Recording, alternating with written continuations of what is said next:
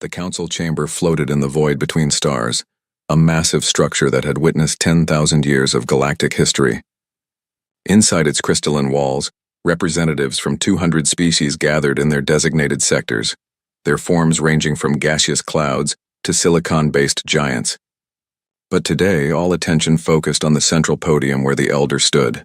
The Elders were three beings, each representing a civilization so ancient that their origins had become mythology. They rarely spoke in council sessions anymore, preferring to let the younger races govern themselves. But today was different. Today they had called an emergency session. Commander Kelthera of the Zephix Empire shifted impatiently in her hovering seat. Her scaled skin gleamed under the chamber's soft lights, and her 4 eyes tracked every movement with predatory precision.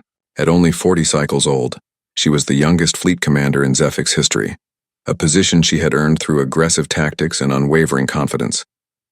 She found these council meetings tedious, especially when the elders insisted on discussing ancient history. The eldest of the 3 elders, a being of pure energy contained within a humanoid force field, raised what served as its hand. The chamber fell silent immediately. "We gather today to discuss a matter of utmost importance." The elder's voice resonated directly in every being's mind, bypassing the need for translation. Sector 281, known locally as the Sol system, has shown unusual energy signatures. Several younger members have proposed investigating this quarantine zone. Kelthera felt a surge of satisfaction. Her proposal had reached the highest levels. For 3 cycles, she had been arguing that the Sol system quarantine was a waste of resources. The system contained a garden world, rare minerals, and strategic positioning.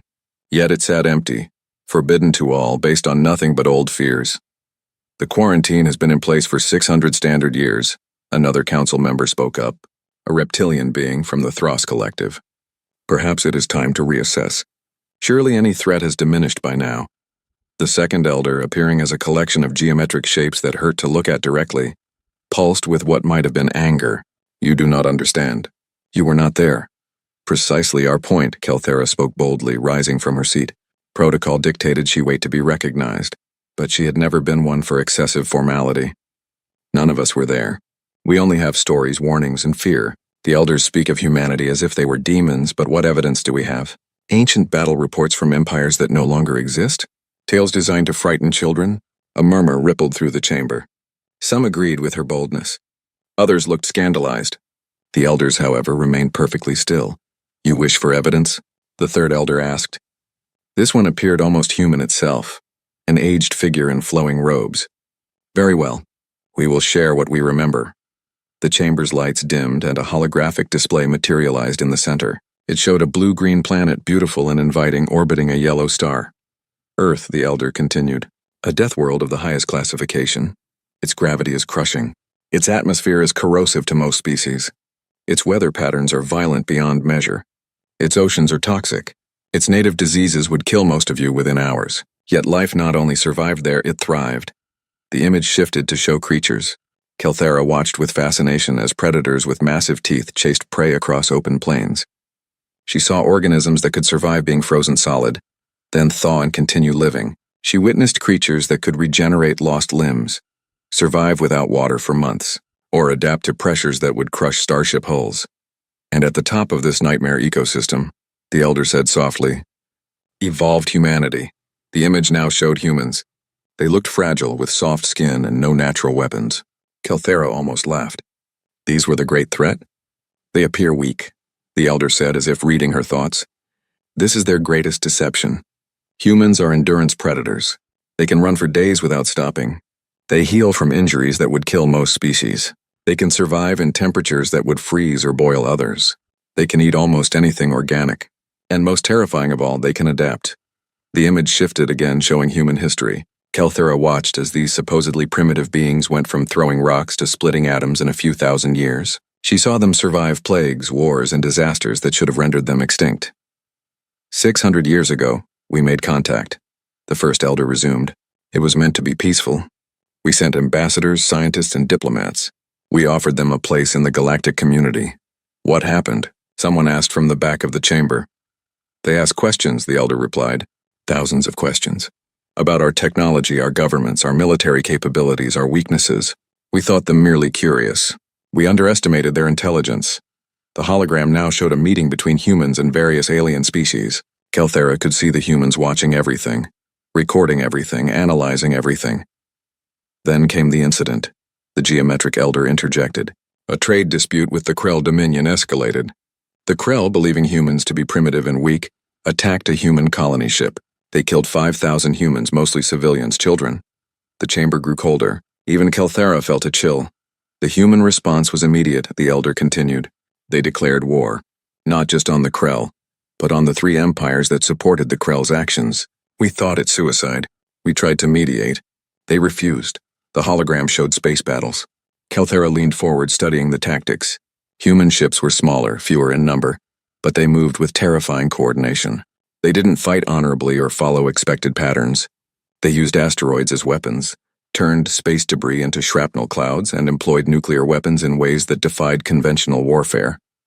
The humans had studied us, the robed elder explained. In just 2 years of contact, they had analyzed our military doctrine, identified our weaknesses, and developed counters for our every advantage. They fought with a ferocity we had never witnessed. They took casualties that would have broken any other species and kept fighting. When their ships were damaged, they rammed ours. When they ran out of ammunition, they used their ships as bombs. The battle footage was brutal. Kelthera watched human vessels sacrifice themselves to take down enemy flagships. She saw boarding actions where humans fought in hand-to-hand combat, with species twice their size and won through sheer viciousness. In 3 months, they crippled the Krell Dominion, the first elder said quietly. In 6 months, they had defeated all 3 empires. They could have conquered us all. They had the momentum, the rage, and the capability. What stopped them? Kelthera asked, genuinely curious now. They stopped themselves, the elder replied. Their own leaders called for peace. They said they had made their point, proven that humanity could not be pushed around. They proposed a treaty. They would return to their home system and cease all expansion if we agreed to leave them alone. Completely alone. No contact, no trade, no observation. And we agreed, another council member asked incredulously. We agreed, the elder confirmed, because the alternative was a war that would have cost billions more lives. We established the quarantine zone, 5 light years in radius around their star. We marked it forbidden, and for 600 years there has been silence. The hologram faded and the lights returned to normal. Kelthera processed what she had seen. It was impressive, certainly, but that was 6 centuries ago. Technology had advanced. The galactic community was stronger now. Surely these humans, isolated and alone, had fallen behind. With all respect to the elders, Kelthera said carefully, this was ancient history. 600 years is a long time. Without access to galactic technology and trade, the humans must have stagnated. They might even be extinct. We're maintaining an expensive quarantine zone around a possibly dead system, based on fear of what they once were. Other voices joined hers in agreement. The younger species, those who had joined the community in the last few centuries, had never even heard of humanity. To them it seemed absurd to waste resources on ghosts and legends. The elders looked at each other, communicating in ways beyond normal perception. Finally, the robed one spoke. We will say this once more, and we will not repeat it. The quarantine is not a punishment. It is not a prison. It is protection. Protection for you, not for them. Humanity chose silence. They chose to step back from the galaxy. This was their mercy, not their weakness. If you breach the quarantine, if you wake them from their chosen isolation, you will force them to make a different choice. And what choice would that be? Kelthera challenged. The elder's eyes, ancient and tired, met hers. Violence. Humanity is very good at violence. I'm not afraid of human violence, Kelthera declared. I propose we send a scouting mission. A small fleet, nothing threatening. We will observe from a distance, determine if humans still exist, and assess their technological level. If they prove harmless or extinct, we can open the sector for colonization. If they prove dangerous, we can respond with overwhelming force. We have 200 species in this community. They have one world. The debate raged for hours. The elders argued against it. The older species urged caution. But the younger races, emboldened by Kelthera's confidence and frustrated by what they saw as excessive fear, voted in favor. By a narrow margin, the scouting mission was approved. As the council dispersed, the robed elder approached Kelthera directly. Up close, she could see the weariness in its form, the weight of millennia. Young commander, it said softly, you believe we are cowards, afraid of shadows. You believe humanity is just another species, perhaps once dangerous but now diminished. You are wrong. Then let me be wrong, Kelthera replied. Let me see for myself. You will, the elder said sadly. And when you do, when you see what we try to protect you from, remember this moment. Remember that we warned you. Remember that you chose this. The elder turned to leave, then paused. One more thing, Kelthera of the Zephyx. We have seen many species rise and fall. We have witnessed empires span galaxies and collapse into dust. In all our existence, across all our experience, we have learned one truth. There are only two types of species in this universe. Those who have met humanity and learned to fear them, and those who have met humanity and learned nothing because they are extinct. Kelthera watched the elder depart, feeling the first small seed of doubt, but she crushed it quickly. She had not become the youngest fleet commander by being cautious. She had earned her position through bold action and decisive victory. This would be no different. Within a week, she had assembled her scouting force. 50 ships, all equipped with the latest stealth technology. They would enter the quarantine zone, observe from maximum range, and return with data. Simple, safe, effective. As her fleet prepared to make the jump to the Sol system, Kelthera stood on the bridge of her flagship, studying the star charts. The Sol system didn't look special. One average star, a handful of planets, nothing remarkable. Commander, her sensor officer called out. We're detecting old automated warning beacons at the quarantine boundary. They're repeating the same message in 200 languages. Play it, Kelthera ordered. The message was simple, just text scrolling across her screen in Zephyx script. Quarantine zone, do not enter, this is your only warning. Kelthera smiled. Noted. Proceed with the mission. Her fleet pierced the invisible boundary and entered the quarantine zone.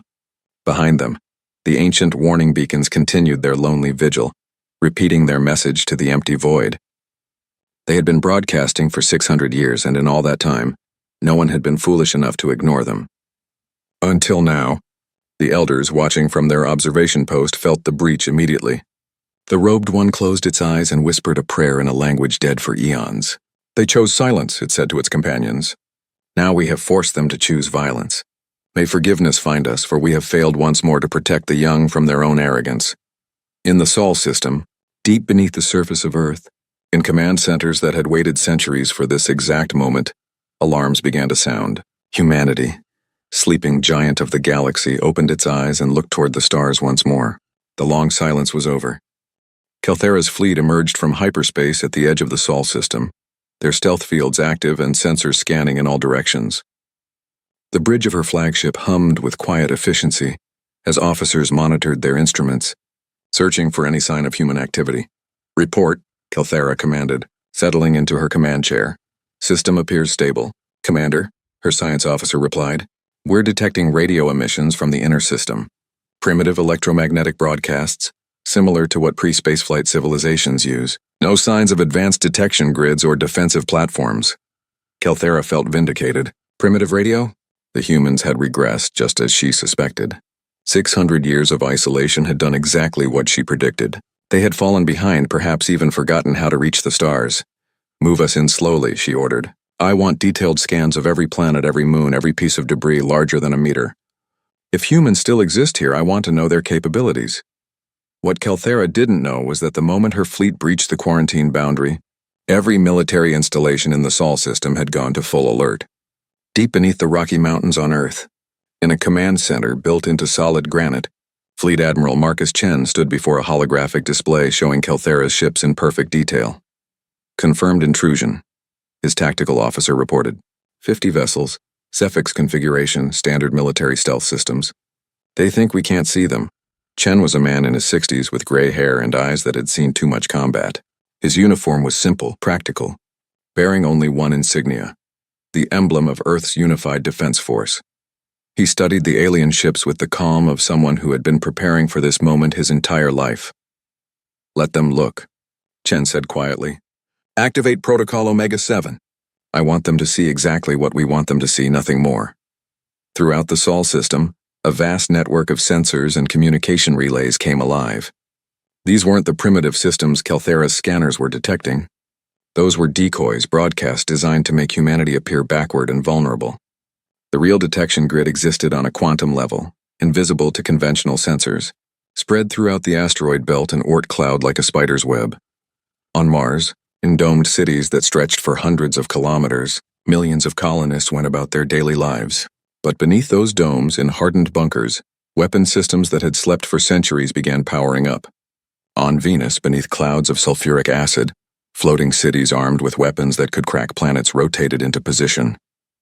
In the asteroid belt, thousands of automated defense platforms masked as mining equipment oriented themselves toward the approaching fleet. And everywhere, hidden in places no alien scanner would think to look, humanity's true ships waited.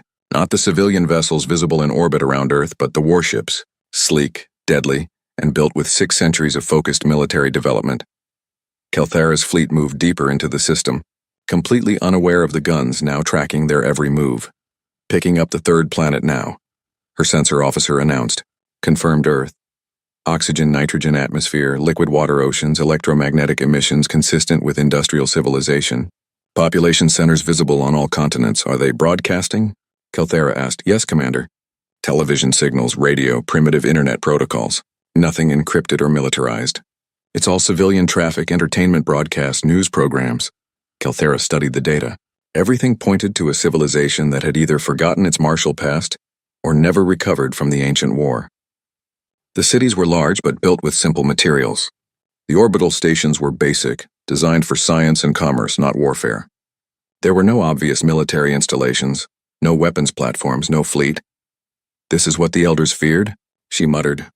They've become soft, peaceful, irrelevant. Her first officer, a cautious veteran named Krill, shifted uncomfortably. Commander, the elders warned us.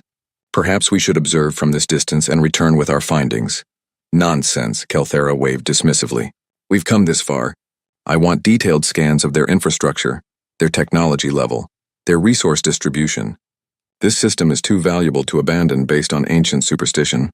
She ordered her fleet to advance to the orbit of the 4th planet, a red desert world. From there, they would have a clear view of Earth and its moon. In the command center on Earth, Admiral Chen watched the alien fleet position itself exactly where his analysts had predicted they would. They're following the standard playbook, his intelligence officer observed.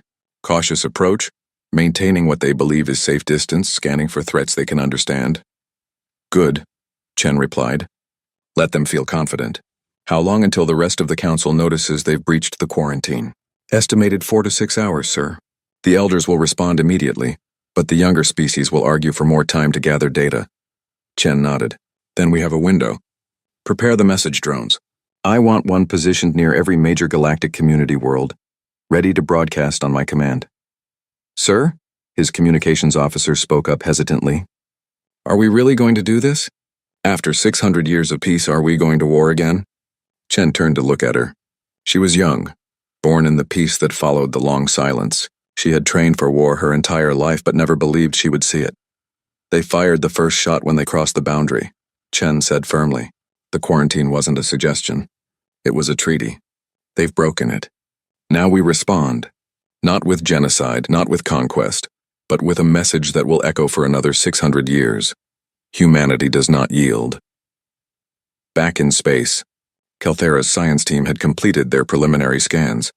Commander, we're detecting approximately 12 billion humans on Earth.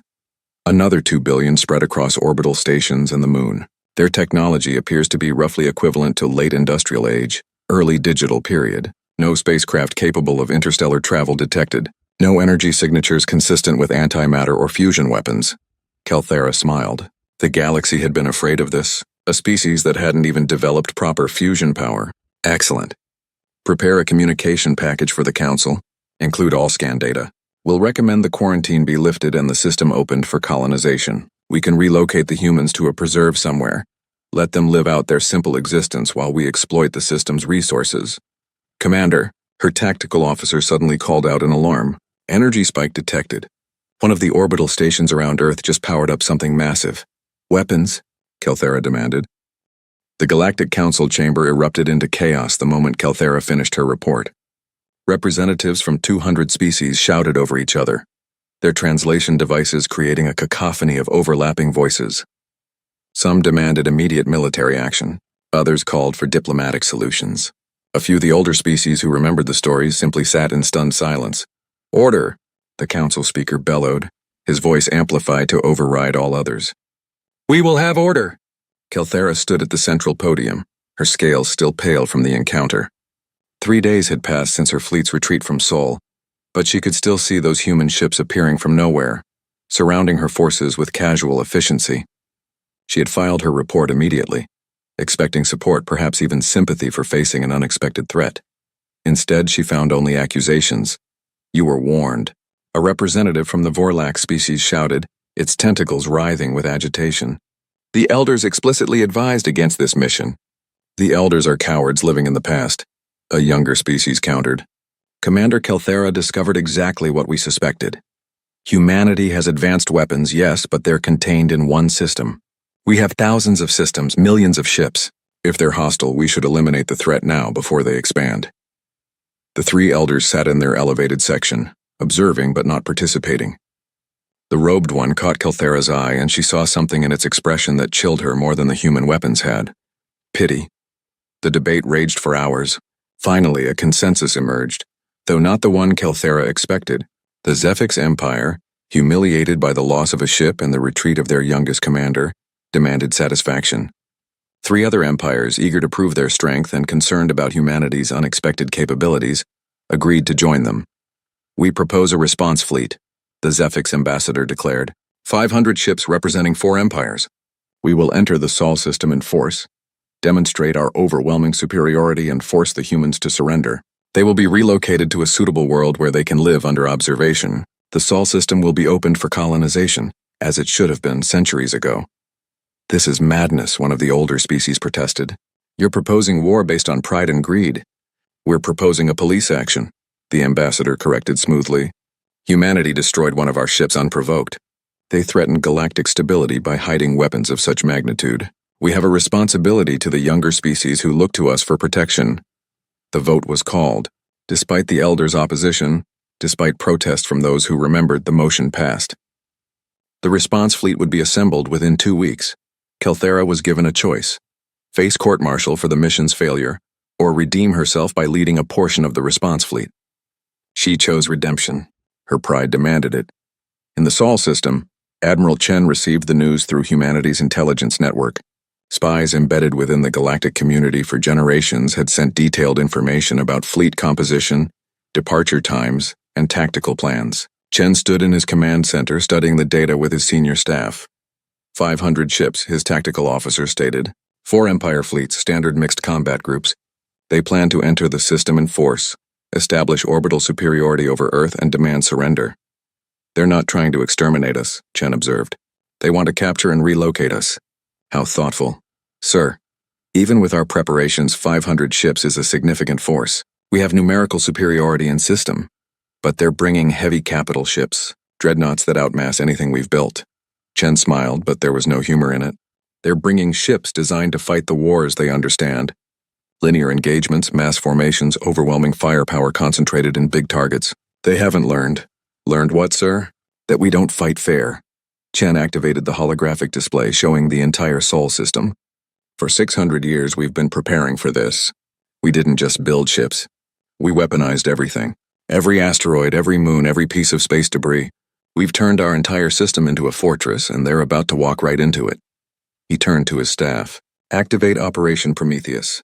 All phases, full authorization. It's time to show them what 6 centuries of focused human ingenuity looks like." Throughout the Sol system, orders flashed through quantum communication networks. On Mars, massive railgun batteries rose from beneath the red sand. On Europa, ice fields split open to reveal missile silos containing weapons that had never been fired in anger. In the asteroid belt, thousands of rocks that had been carefully positioned over decades began slow, precise maneuvers, and in orbit around Neptune, where no one would think to look, humanity's true fleet began powering up. These weren't the patrol ships that had confronted Kelthera. These were warships designed with one purpose: to kill larger, more powerful vessels through speed, coordination, and weapons the galaxy had never seen. Captain Sarah Okonkwo stood on the bridge of the UDS Relentless, one of humanity's newest hunter-killer cruisers. At 35, she was young for a capital ship commander, but she had trained her entire life for this moment. Her crew of 200 moved with practiced efficiency, bringing the ship's systems online. "Ma'am, we're receiving the final battle plan from Fleet Command," her XO reported. We're assigned to Wolfpack 7, Target Priority Alpha. We'll engage the enemy dreadnoughts once they're in the kill zone. Sarah studied the tactical display. The enemy fleet would enter the system in standard formation. Dreadnoughts at the center, cruisers and destroyers screening. They would advance toward Earth expecting resistance at the outer planets. They wouldn't find any. They're going to think we're hiding, she murmured. That we're afraid. Aren't we letting them think exactly that, ma'am? Her weapons officer asked. Yes. And when they're deep in our system, surrounded by what they think are just rocks and ice, we'll teach them that in space. Everything is a weapon if you're creative enough. 2 weeks later, the combined fleet of the 4 empires gathered at the quarantine boundary. Kelthera stood on the bridge of her new flagship, the Retribution, a heavy cruiser given to her for this mission. Around her, 500 warships prepared to jump into the Sol system. The fleet commander, Admiral Varkos of the Thros Collective, broadcast to all ships. Today we restore order to the galaxy. The humans have shown themselves to be hostile and dangerous. We will enter their system, neutralize their defenses, and force their surrender. This is not a war of extermination. We are civilized beings. We will offer them one chance to evacuate their worlds peacefully. If they refuse, we will use necessary force. Kelthera listened to the speech and felt nothing but emptiness. She remembered Admiral Chen's face on that transmission, the weariness in his eyes. She remembered the Elder's warnings. Part of her wanted to call this off, to turn back. But she had chosen this path, and her pride would not let her retreat again. All ships jump in 3, 2, 1, jump. The fleet emerged from hyperspace at the edge of the Sol system. Sensors immediately began scanning for threats. They found nothing. No ships, no stations, no weapons platforms. The system appeared empty except for the worlds themselves and their orbital infrastructure. Advance to the 4th planet, Admiral Varkos ordered. Maintain formation. Shields up, weapons ready. The massive fleet began moving inward, dreadnoughts at the center like ancient wet navy battleships, smaller vessels forming protective screens. It was an impressive sight.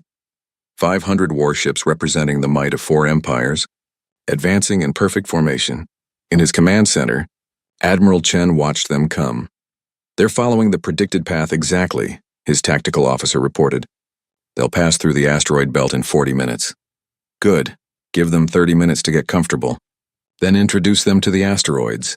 The alien fleet advanced steadily, confidence growing with each passing minute. They were deep in the system now, past Jupiter, approaching the asteroid belt. Still no resistance. Maybe the humans had fled? Maybe they had decided surrender was preferable to annihilation? Then the asteroids moved, multiple contacts. The sensor officer on Kelthera's ship suddenly screamed. The asteroids they're moving. Impossible velocity changes. The first wave hit the fleet like a shotgun blast.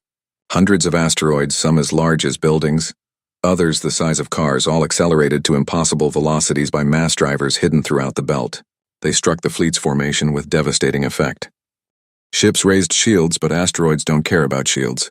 The kinetic energy was so massive that shields overloaded instantly. The first 3 dreadnoughts to be hit simply broke apart, their hulls shattered by rocks moving at percentages of light speed. Evasive action, Varkos screamed. Break formation. Return fire. But what do you shoot at? The asteroids weren't ships with engines and reactors to target. They were just rocks, and there were thousands of them, all moving, all deadly. The fleet scattered, and that's when the second phase began. From the ice of Europa, missiles launched in waves. Not dozens, not hundreds, but thousands. Each missile was smart, capable of independent targeting and course correction. They swarmed through space like angry insects seeking engine signatures. This isn't warfare, Kelthera whispered in horror as she watched another dreadnought die, overwhelmed by dozens of missile strikes. This is murder. All ships retreat, Admiral Varkos began, but his transmission was cut off as his flagship took a direct hit from an asteroid the size of a small moon. The mighty vessel simply ceased to exist in a flash of nuclear fire, and then the human ships appeared. Not from hyperspace, not from behind planets, but from the asteroids themselves. They had been hiding among the rocks, their heat signatures masked, waiting. Sarah Okonkwo's ship, the Relentless, emerged from concealment alongside 30 other hunter-killers. Wolfpack 7, engage at will. Target the remaining dreadnoughts. Make every shot count. Her ship was tiny compared to the enemy capital ships, but it was fast and armed with weapons designed specifically for this purpose. Plasma lances that could punch through armor like tissue paper. Antimatter torpedoes that could crack a dreadnought in half. And most devastating of all, quantum disruption warheads that could make enemy shields simply stop working. The human ships moved like predators, working in perfect coordination. 3 would engage a dreadnought, stripping its shields with concentrated fire, while a 4th would deliver the killing blow. Then they would disappear back into the chaos, reposition, and strike again. The battle became a massacre. The alien fleet, designed for traditional warfare, couldn't adapt to this 3-dimensional nightmare where every piece of debris might be a weapon and every empty space might hide a ship. They tried to retreat, but human vessels had sealed the escape routes, herding them deeper into the kill zone. Calthera's ship shook from impact after impact.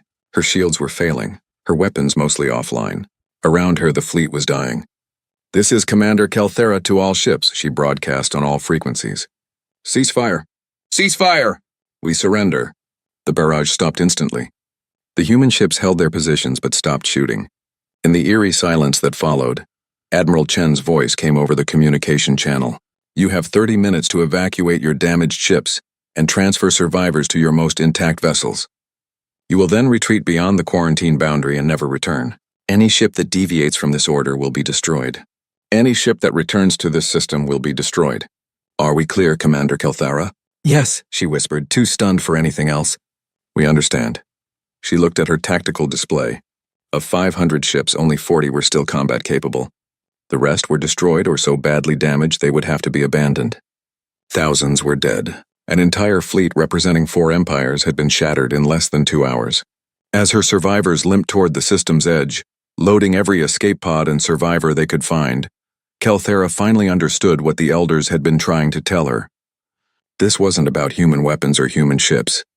It was about human thinking. They had taken 600 years of isolation and turned it into 600 years of preparation. They had looked at the galaxy's way of war and decided to fight differently.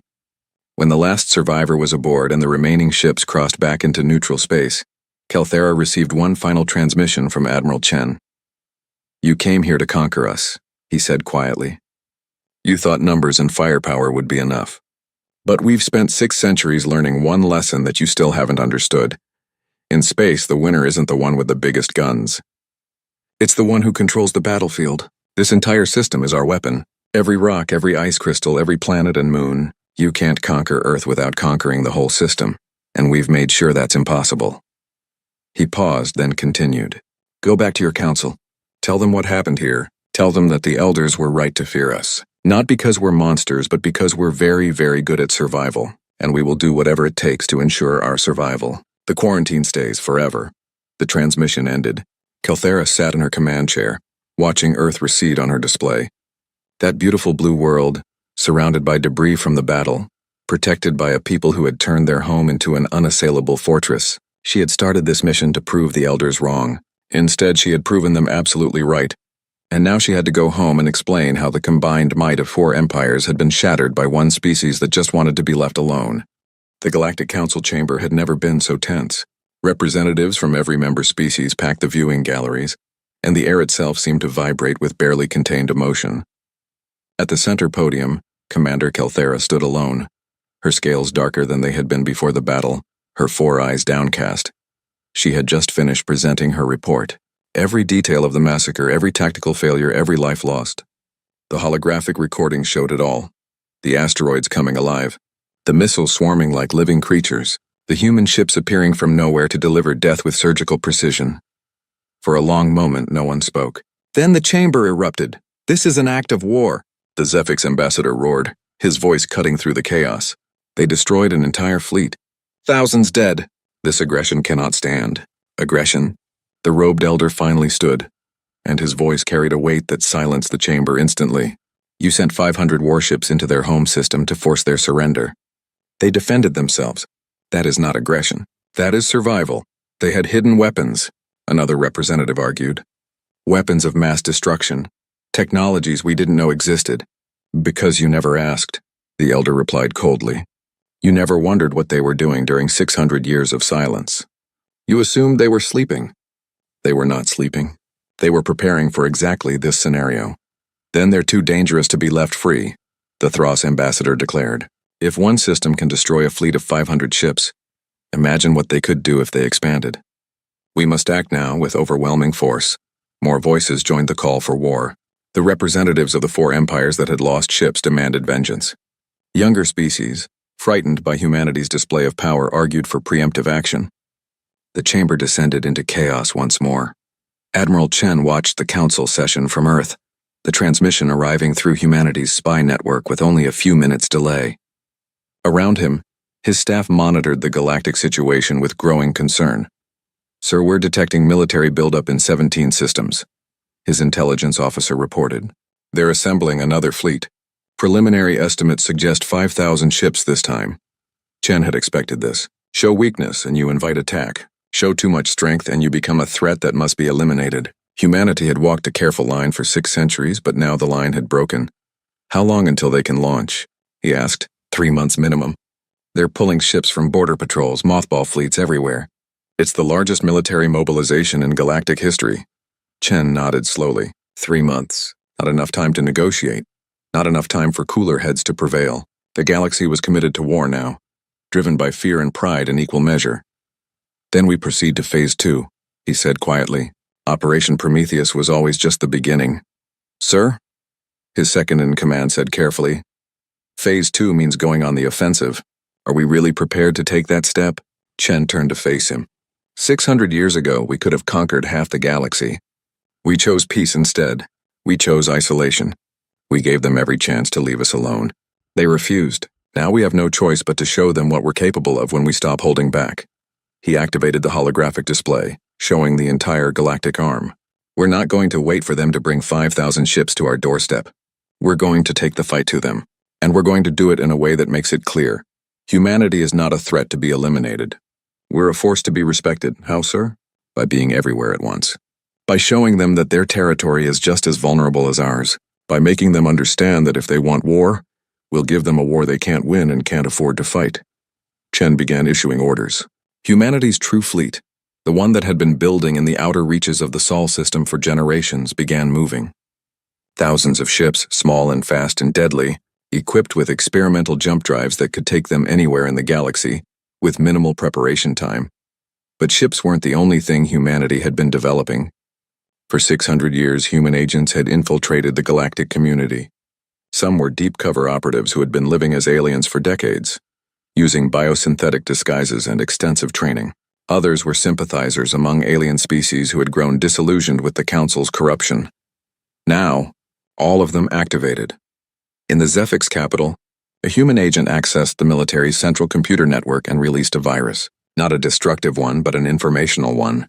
Suddenly, every screen in the Empire displayed the same thing: detailed records of Council corruption, proof that the Zephix leadership had been embezzling funds meant for colony development, evidence of treaties violated and promises broken. In the Thros system, automated probes humanity had planted decades ago began broadcasting. They revealed secret weapons testing facilities, illegal experiments on subject species, and plans to eventually subjugate younger races. Across the galaxy, humanity's information warfare campaign struck with devastating precision, not at military targets but at legitimacy. Every empire that had called for war found its dirty secrets exposed to its own people. Trust in leadership began to crumble, and then the human ships arrived. Sarah Okonkwo's vessel, the Relentless, emerged from hyperspace in the outer system of a Zephix military shipyard. With her were 20 other hunter-killer ships, all running silent, all practically invisible to standard sensors.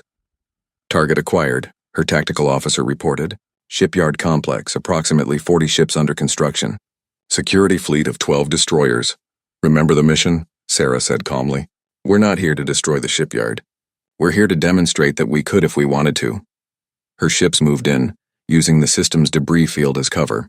They penetrated to within weapons range of the shipyard without being detected. Then, instead of firing, they transmitted. Every screen in the shipyard complex suddenly showed a human face. Sarah herself broadcasting from her ship. "This is Captain Okonkwo of Earth's Unified Defense Force. As you can see, we are currently within your defensive perimeter, undetected and in a position to destroy this facility. We will not do so. We are not here to kill your workers or destroy your infrastructure. We are here to deliver a message." She paused, letting that sink in. Throughout the shipyard, alarms were sounding, but it was too late. The human ships had already demonstrated their point. "Your leaders have called for war with humanity. They claim we are a threat that must be eliminated. We want you to understand what that war would look like. We can reach any system, any installation, any target in your empire. We can strike and vanish before you can respond. We have spent 600 years learning every weakness of every species in the galactic community. If you force us to use that knowledge, the cost will be catastrophic. Another pause. Sarah could see the security fleet scrambling to intercept, but her ships were already preparing to jump away. We don't want war. We never wanted war. We just want to be left alone. But if you insist on trying to conquer us, exterminate us, or relocate us, we will defend ourselves. And our defense will be so overwhelming, so devastating, that your grandchildren will still be rebuilding what you destroyed by starting this conflict. She looked directly into the camera, her expression hard. Go home to your families. Talk to your leaders. Tell them that the humans were here, that we could have killed you all and we chose not to. Tell them that mercy is not weakness, and tell them that if they send another fleet to Sol, we will not be so merciful next time. The transmission ended. Sarah's ships jumped away, leaving behind a shipyard full of shocked workers and military personnel who realized how close they had come to death. This scene repeated across the galaxy. Human ships appeared in dozens of systems, always at strategic targets, always demonstrating they could strike at will, always delivering the same message. We can reach you, we can hurt you, but we're choosing not to. Yet. The effect was immediate and profound. Civilian populations who had been calling for human extermination suddenly realized that humans could exterminate them just as easily. Workers at military facilities understood that their jobs made them targets. The war that had seemed distant and righteous suddenly became personal and terrifying. In the council chamber, emergency sessions ran day and night as reports flooded in of human incursions. But something else was happening too. The information warfare campaign was bearing fruit. On dozens of worlds, protests erupted against the war. Citizens demanded to know why their leaders had provoked humanity. Opposition parties seized on the revealed corruption to challenge sitting governments. The unified front against humanity began to crack. Kelthera watched it all from her quarters, no longer trusted with command after the disaster at Sol. She had been reviewing the battle recordings obsessively, trying to understand what had gone wrong. But she finally realized nothing had gone wrong. Everything had gone exactly as the humans planned. They had let her scout the system and return safely to deliver her report. They had known that report would provoke a larger response. They had prepared the perfect trap and waited for their enemies to walk into it. And now, they were using the aftermath to divide the galaxy against itself. A message arrived on her private console. Encrypted, routed through channels that shouldn't exist. She almost deleted it, but curiosity made her open it. It was from Admiral Chen. Commander Kelthera, I hope this message finds you well. I wanted you to know that I do not consider you an enemy. You are a soldier who followed orders, and you've paid for those orders with your career and your pride. I respect that. I'm contacting you because I believe you, unlike your leaders, are capable of learning. The elders tried to warn you. We tried to warn you. But sometimes people must touch the fire before they believe it burns. You've touched the fire. You know what we're capable of. Now I need you to help me prevent a larger war. Not because I'm afraid we'll lose, but because I'm afraid of what we'll have to become to win. The galaxy is gathering 5,000 ships to attack us. If they come, we will destroy them, but we won't stop there. We'll have to eliminate the capacity to build more fleets, which means striking at shipyards, industrial centers, resource extraction facilities. The death toll will be in the billions, not thousands. I don't want that. I'm betting you don't want that either. There is another way. But it requires someone in the council with the courage to speak truth, even when that truth is uncomfortable. It requires someone who can look past pride and see reality. I think you might be that person. If I'm wrong, delete this message and forget we spoke. If I'm right, respond. And let's talk about how to end this before it truly begins. The choice is yours, Commander. Kelthera stared at the message for a long time. Her career was already destroyed. Her reputation in ruins. She had nothing left to lose except her life. And at this point, she wasn't sure that was worth much. But perhaps she could do one last thing. One act of service not to her empire, but to all the civilizations that would suffer if this war continued. She began typing a response. Across the galaxy, humanity's campaign continued. Not random strikes, but calculated pressure. Exposing corruption here. Demonstrating capability there. Always walking the line between showing strength and avoiding needless casualties. It was a delicate dance, and Chen knew they couldn't maintain it forever. But they didn't need forever. They just needed long enough for reason to overcome pride. Long enough for the people of the galaxy to question why they were going to war. Long enough for leaders to realize that conquering humanity would cost more than any possible benefit. In the council chamber, the elders watched everything unfold. The robed one turned to its companions. They are being gentle, it observed. They could have struck much harder. They remember what they were, the geometric elder replied. And they fear becoming that again. But if the council forces their hand, then the galaxy will learn why we sealed away humanity 600 years ago, the first elder finished. Not to protect the humans from us, but to protect everyone from what humans become when they stop holding back. The three ancient beings sat in silence, watching the younger races stumble toward a decision that would define the next era of galactic history. They had done all they could. They had warned. They had advised. They had tried to prevent this. Now they could only watch and hope that someone, somewhere, would finally listen before it was too late. The council chamber was quieter than it had been in weeks. The initial fury had burned itself out, replaced by something more dangerous: calculation. Representatives sat in their designated sections, but the unified front that had existed after the fleet's destruction had fractured into a dozen competing interests. Kelthera stood at the central podium once more, but this time she was not there to report a failure. She was there to speak a truth that no one wanted to hear. "I have been communicating with the human Admiral Chen," she began, her voice steady despite the gasps and angry mutters. "Before you accuse me of treason, know that these communications were authorized by the elders themselves." She gestured to the three ancient beings who nodded in confirmation. The chamber quieted, confusion replacing anger. "I have learned things about humanity that our intelligence failed to grasp, things that will determine whether we survive the next year with our civilizations intact." She activated the holographic display, showing data humanity had provided through her communications. With Chen, the chamber fell completely, silent as they absorbed what they were seeing. "Humanity has been preparing for galactic war for 600 years, Kelthera continued, "but not in the way we thought. Look at these numbers. Their industrial capacity, their ship construction capabilities, their resource extraction from the Oort Cloud and Kuiper Belt. They can build ships faster than we can destroy them. Much faster." More data appeared. Representatives leaned forward, studying the figures with growing horror. "The fleet we lost at Sol? The ships that demonstrated humanity could reach any of our systems? Those were not their main military forces. Those were scouts, skirmishers, testing groups. Their actual war fleet has been building in the dark spaces between planets, in the outer reaches where no sensors can detect them." She pulled up another image, a shipyard, massive beyond comprehension, built into an asteroid the size of a moon, and another, and another. Dozens of them, all hidden in the Sol system's vast outer reaches. They have been building for 6 centuries. They have over 15,000 warships ready to deploy, with production facilities that can replace losses faster than we can inflict them. And these are not the large, slow dreadnoughts we favor. These are fast attack ships, designed for the kind of warfare we witnessed. Hit and run, strike from nowhere, disappear before we can respond. The chamber erupted again, but this time with fear rather than anger. "But here is the most important thing I learned," Kelthera said, raising her voice. "They don't want to use any of this. Admiral Chen made that very clear. Humanity has the capability to wage war across the entire galaxy simultaneously. They could strike at every major world and every empire within a single day. They could cripple our infrastructure, destroy our shipyards, eliminate our military capacity before we could mount a coordinated defense." She paused, letting that sink in. "But they haven't. Every incursion they've made, every demonstration of power, has been carefully calculated to minimize casualties while maximizing impact. They've exposed our corruption not to humiliate us, but to give our own people a reason to question this war.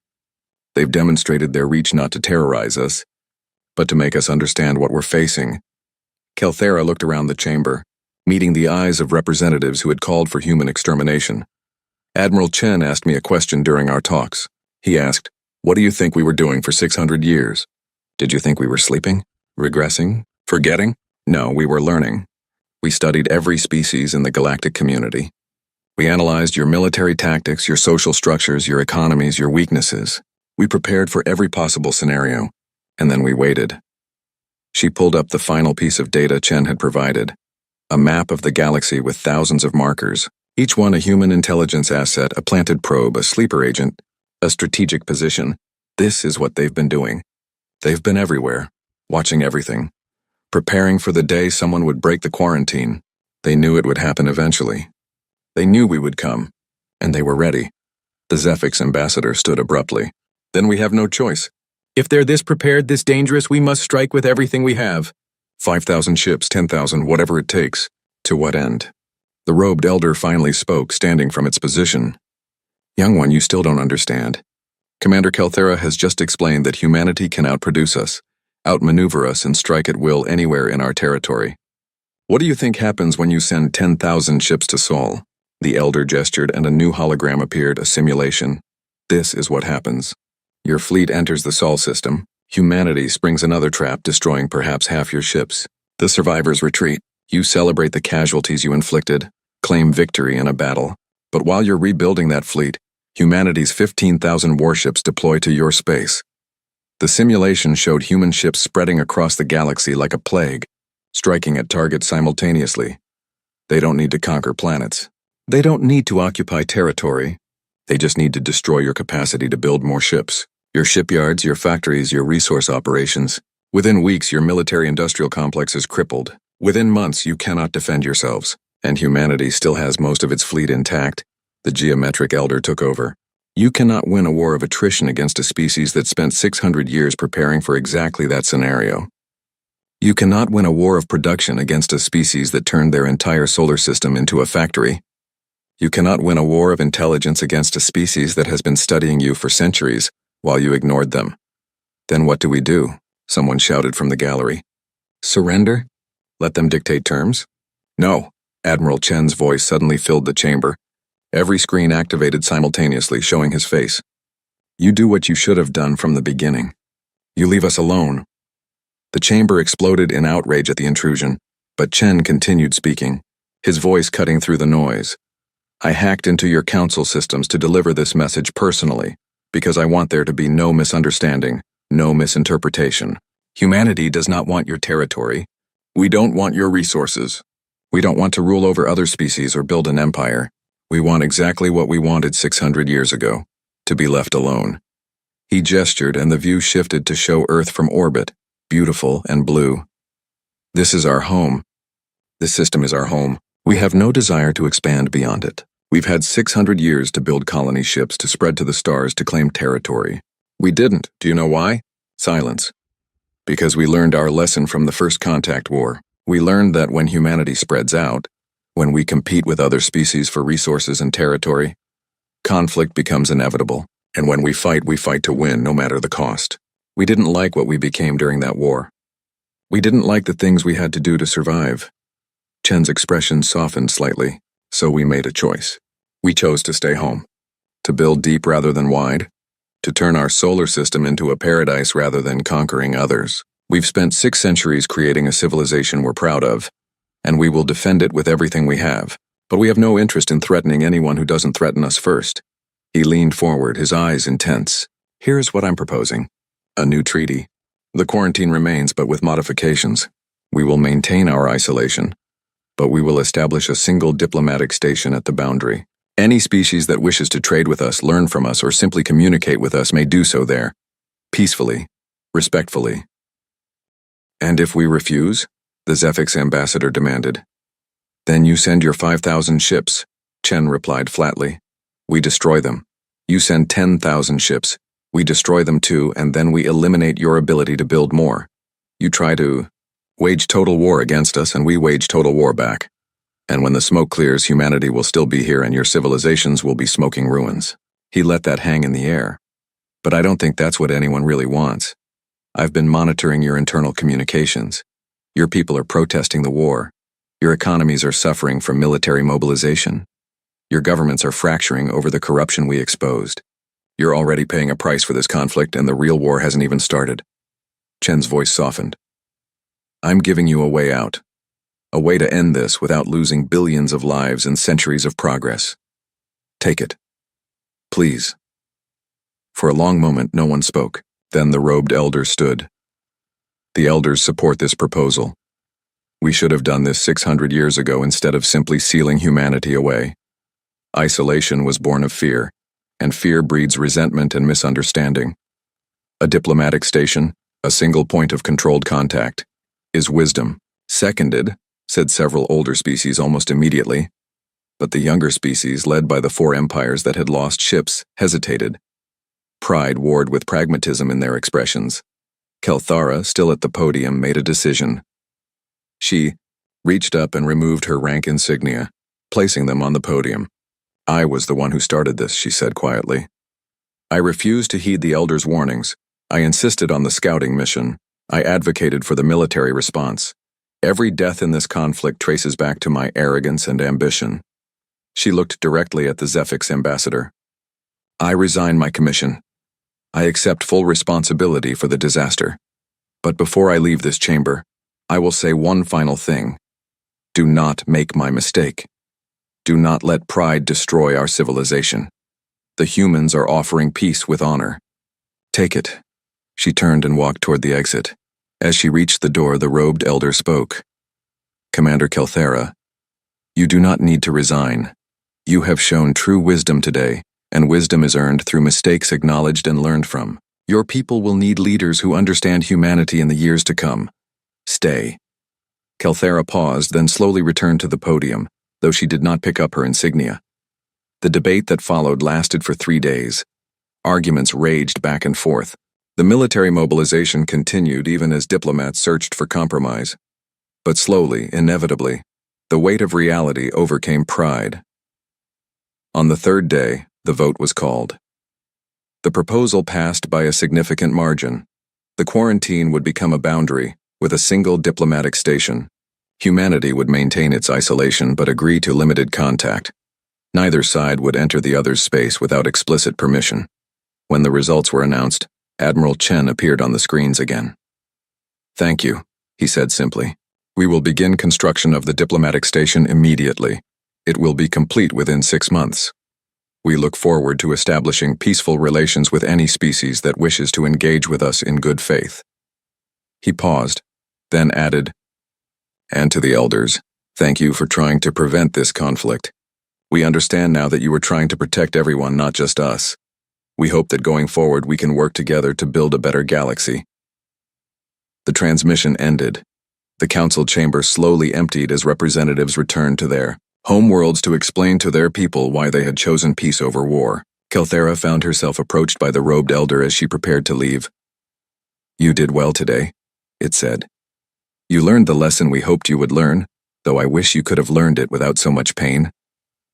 "Why didn't you just tell us?" Kelthara asked. "Why all the cryptic warnings and vague fears? If you had explained everything from the start, would you have listened?" the elder interrupted gently. "Or would you have thought us paranoid and overcautious, as you did anyway? Some lessons cannot be taught, young one. They must be experienced." Kelthara nodded slowly, understanding. "What happens now?" Now we begin the hard work of building trust where there was only fear. Humanity will emerge from isolation gradually. They will share some of their knowledge, though not all of it. They will trade, though carefully. And over time, perhaps in a few centuries, they will truly join the galactic community as equals, rather than as prisoners or threats.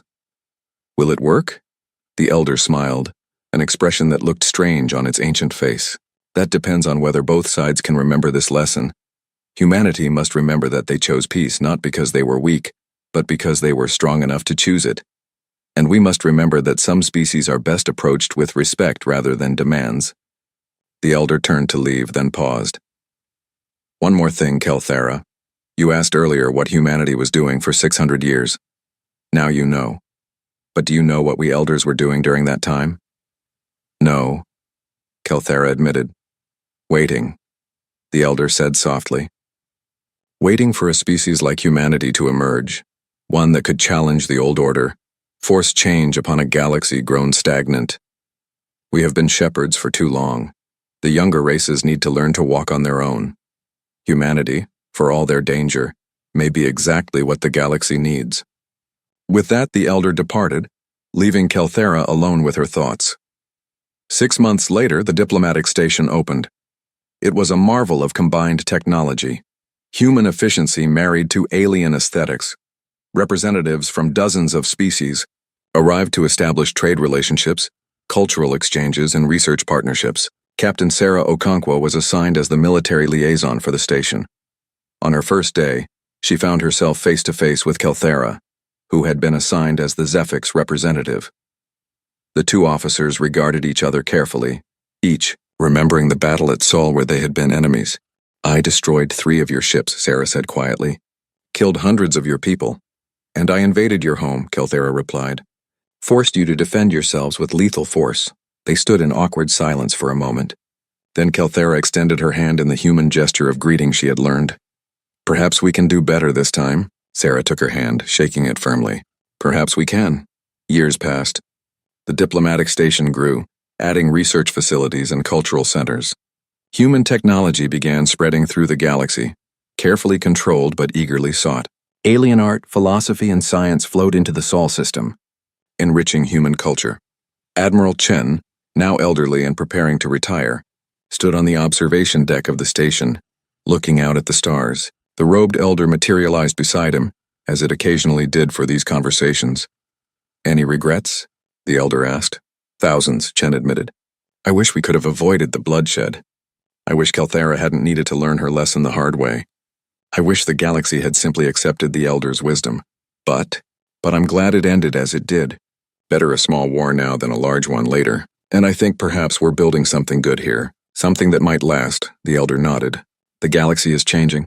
In another century, species that never met humanity will join the community. They will grow up knowing humans as partners, not threats. The memory of this conflict will fade into history, becoming just another story about the foolishness of pride. Is that good or bad? Chen asked. Both, the elder replied. Good, because it means peace has become normal. Bad, because those who forget history are doomed to repeat it. But that is the cycle. We elders will be here to remember and to warn the next generation when they grow too confident. Chen smiled. And humanity will be here in our system, maintaining our boundaries and our preparedness, just in case someone else refuses to acknowledge the warnings. Exactly, the elder said. You have become what we hoped for. A balance. Strong enough to defend yourselves, wise enough to choose peace when possible. The galaxy needs species like yours. They stood in comfortable silence, watching as ships from a dozen different species docked at the station, humans and aliens working together, trading not just goods but ideas, art, and dreams. Down in the station's main concourse, Kelthera walked with a group of young diplomats on a tour. They were new arrivals, species that had joined the community after the conflict, and they listened with wide eyes as she told the story. So you actually invaded Earth? One of them asked, awestruck. The Sol system, Kelthera corrected. We never reached Earth itself, and yes, I led a portion of the fleet that attempted to force humanity's surrender. What was it like, fighting humans? Kelthera paused at a viewing window, looking out at the stars. In the distance, she could just make out the yellow glow of Sol, humanity's sun. Terrifying, she said honestly. Not because they were cruel or monstrous, but because they were so prepared. Every move we made, they had anticipated. Every tactic we tried, they had countered. It was like fighting an opponent who had studied us for years while we barely knew they existed. Do you hate them? Another diplomat asked. For defeating you? No, Kelthera said, surprising herself with how true it was. I respect them. They could have annihilated our fleet completely. They could have pursued us and destroyed our shipyards, our colonies, our homeworlds. They had the capability, but they chose to let us retreat. They chose mercy when they could have chosen vengeance. She turned to face the young diplomats. That's the lesson I learned. Strength without mercy is tyranny, but mercy without strength is weakness. Humanity has both, and that makes them worth respecting, worth learning from, and worth having as friends rather than enemies. One of the diplomats pulled out a data pad. I read that humans have a saying about this. Something about sleeping giants. Kelthera smiled, a gesture she had learned from humans. Yes, let sleeping giants lie, but the truth is humanity was never sleeping. They were just resting, waiting, watching, and when we forced them to wake up, we learned a valuable lesson about the difference between dormant and dead. In a classroom on Earth, a teacher stood before a group of children, explaining the history of the conflict of Awakening, as it had come to be known. And so, the teacher concluded, after 600 years of isolation, humanity rejoined the galactic community. Not as conquerors, not as victims, but as equals.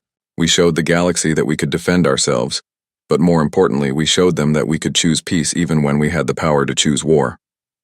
A small hand raised. Teacher, why did we wait so long? If we were so strong, why didn't we just take over? The teacher smiled. Because, Michael, being strong doesn't mean you have to use that strength. True power is knowing when not to fight. We could have conquered the galaxy, but what would we have gained? Territory we didn't need? Resources we already had? Enemies we didn't want? So we stayed home because we were happy here? Another child asked. Exactly. Earth is our home. This system is our home. We built something wonderful here and we were content with it. Sometimes the bravest thing you can do is stay where you are and protect what you love, rather than always seeking more. But we did fight when they came, Michael pointed out. Yes, the teacher acknowledged, because protecting your home is different from conquering someone else's. When you fight to defend what you love, that's not aggression. That's survival, and humanity has always been very good at survival. The lesson ended and the children filed out to the playground. Through the windows they could see the blue sky of Earth, with artificial satellites and orbital stations visible as tiny dots. Most of those stations now included alien visitors, researchers, and diplomats. Earth had changed, but it was still home.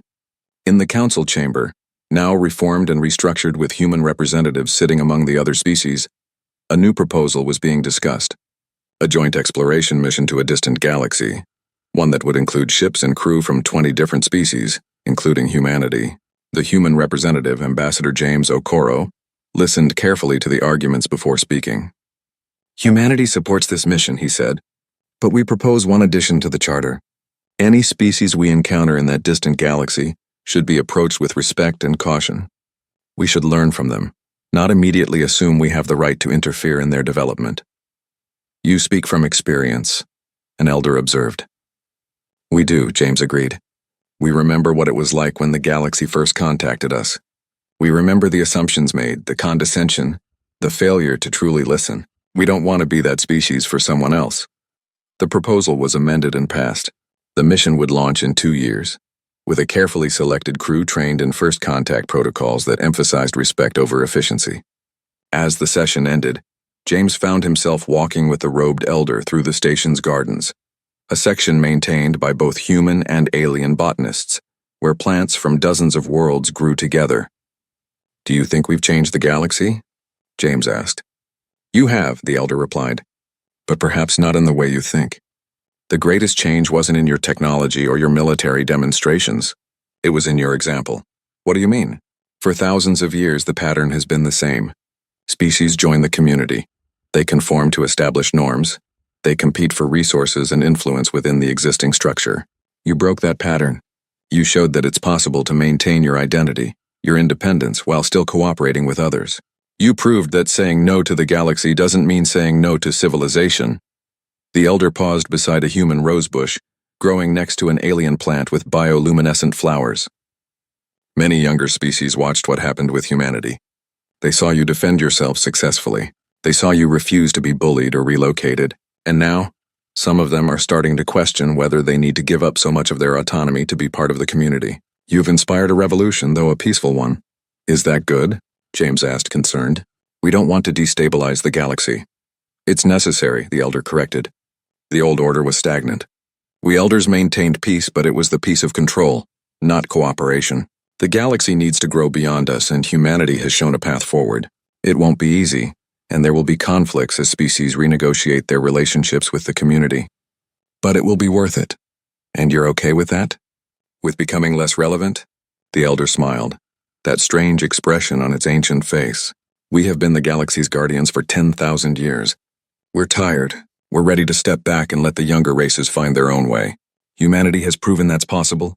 Now others will follow your example, and the galaxy will be stronger for it. Back on Earth, Admiral Chen sat in his retirement home, a modest house overlooking the Pacific Ocean. He was 80 now, his hair white, his body tired. But his mind was still sharp, and he often spent his evenings reviewing reports from the diplomatic station, keeping track of the galaxy he had helped reshape. A message arrived on his personal console. It was from Kelthera. Admiral Chen, I hope this message finds you well. I wanted you to know that the Zephix Empire is establishing a military academy program based on human tactics and strategy. We're calling it the Chen Protocol, in honor of your role in teaching us that preparation and patience are more valuable than pride and aggression. Several other species are implementing similar programs. You've changed not just our politics but our entire approach to security and defense. Thank you for the lesson, even though it was painful to learn. May you enjoy your retirement in peace. You've earned it. Chen smiled and typed a simple response. The best victories are the ones where everyone survives to learn from them. Enjoy the peace you helped build." He sent the message and turned to look out at the ocean. The sun was setting, painting the sky in shades of orange and purple. In orbit above, he knew the defensive platforms were still active, still watching, still ready.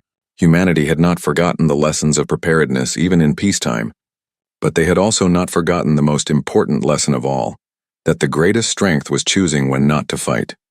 Years turned into decades. The diplomatic station grew into a small city in space. Humans and aliens lived and worked together, their children playing in corridors that reflected both Earth's design sensibilities and alien aesthetics. Cultural exchange flourished. Human music incorporated alien instruments. Alien art began incorporating human perspectives. And slowly, carefully, humanity began expanding beyond Sol. Not in a rush of colonization, but in a measured, deliberate way. Always with permission, always in cooperation with the galactic community. A science station here, a joint research facility there. Never claiming territory, always contributing to the common good. The elders watched it all and were satisfied. Their long vigil was coming to an end. The galaxy no longer needed ancient guardians. It had found its own way forward, led by species that had learned to balance strength with wisdom. On the 50th anniversary of the conflict of Awakening, a memorial was unveiled at the diplomatic station. It listed the names of everyone who had died in the fighting, the 10 humans killed in the initial attack, the thousands of aliens lost in the battles that followed. At the bottom, a simple inscription in both human and galactic standard script. "We remember those who died so that others might learn. May their sacrifice teach us that peace is always worth choosing when strength gives us the choice to make." Kelthera stood at the memorial with Sarah Okonkwo, both of them now retired but still friends after decades of working together. They placed flowers at the base, a human tradition that had spread to other species. "Do you think it will last?" Kelthera asked. "This peace? As long as people remember why it exists," Sarah replied. "As long as we remember what the alternative costs." They stood in silence for a moment, then Kelthera spoke again. "I've been writing a book about the conflict, about what I learned. I wanted to ask your permission to include your perspective."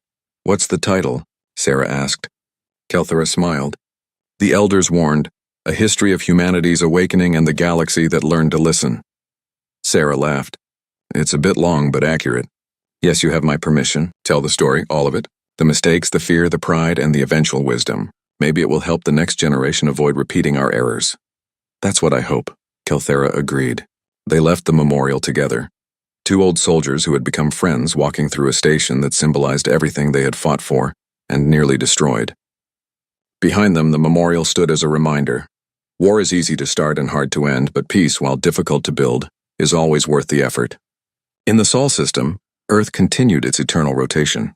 Humanity had awakened from its long silence, not as conquerors or victims, but as a people who had learned that true strength lies not in dominating others, but in defending what you love and choosing peace when you have the power to choose otherwise. The elders had warned them not to awaken humanity. Someone had refused to acknowledge those warnings, and the galaxy had learned a lesson it would not soon forget. Some sleeping giants are better left undisturbed, but if you must wake them, hope that they are wise enough to show mercy when they could have shown wrath. The story of humanity's awakening became legend, passed down through generations, and whenever young species grew arrogant, whenever leaders contemplated aggression, someone would always tell the tale of Earth, the death world that chose silence, and the galaxy that learned too late to respect that choice. But they learned, and that made all the difference.